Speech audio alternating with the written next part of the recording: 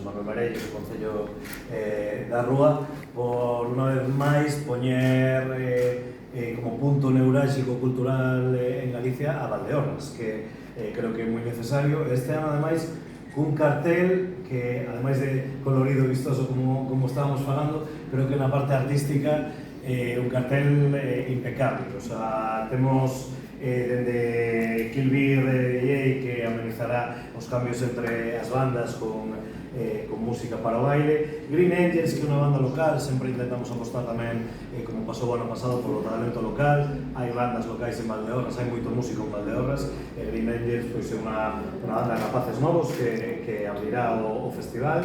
Agorafobia, que está para sacar o seu último disco despois de varios anos en silencio, vai a banda de Boiro.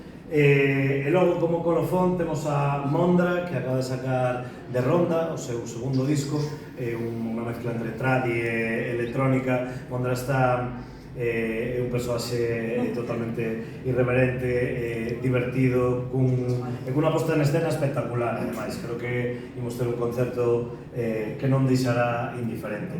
E logo, como a guinda de pastel, pois Carlos Ares, que Carlos Ares, coincido co director, o temos falado, sen ninguna dúbida, un dos referentes a nivel nacional da música pop actual. Ven de estar o ano pasado no Silfest, tanto gustou que dixemos ten que voltar a Valdeorras Carlos Ares. Ahora está nun punto, ven de sacar Na Boca do Lobo, o seu segundo disco, cunha banda impresionante, cun directo espectacular. Tivemos a sorte de disfrutarlo na presentación dos concertos do Xacobeo en Madrid. Bueno, creo que queda un cartel moi variado, moi para todos os públicos, con entrada libre, e que nos deixará unha tarde-noite do 15 de agosto, pois, bueno, moi divertida e moi amable para todos os asistentes. E, sencillamente, para agradecer de novo a Xosé Manuel Marello, da Axencia Galega de Turismo, o que está a facer por Valdeorras en xeral e por a Rúa en particular. Todo o programa lúdico festivo que desenvolve o Concello da Rúa neste caso ten probablemente o seu apoio exclusivamente na Axencia Galega de Turismo. É certo é que outra parte tamén ven por a Galicia. Non sería posible. É dicir, aquí levamos no que vai de ano realizado, creo que máis de unha dúcia de actividades patrocinadas por a Axencia Galega de Turismo. A última, recentemente, o Carnabravo, no barco o Silfest.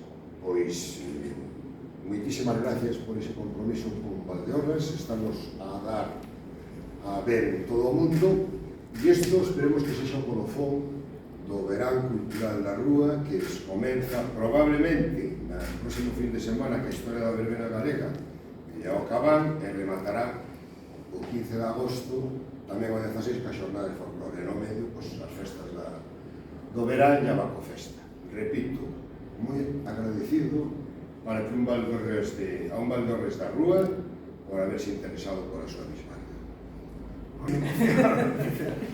Bueno, desde a Axencia Turismo de Galicia, desde a Xunta, a verdad que é unha satisfacción poder presentar hoxe este festival por segundo ano consecutivo, e a verdade é que tamén outra satisfacción ver como se poden consolidar iniciativas deste tipo dentro dese gran programa que son os concertos do Xacobeo. Os concertos do Xacobeo ese gran programa festivaleiro e de concertos creado por a Axencia Turismo de Galicia, por a Xunta de Galicia, que este ano vai a ter nada máis e nada menos que 120 concertos e actuacións ao longo de toda Galicia, en 70 emplazamentos e con unha movilización de 800 artistas. É un programa que se espalla por todo o territorio e, como non, tamén chega a Valdeorras co Silfest, temos Terrasón tamén no barco, e aquí este festival que é gratuito e que esperemos que se consolide. E por aí van os tiros, porque esta xa é a segunda edición e parece que haberá máis edicións.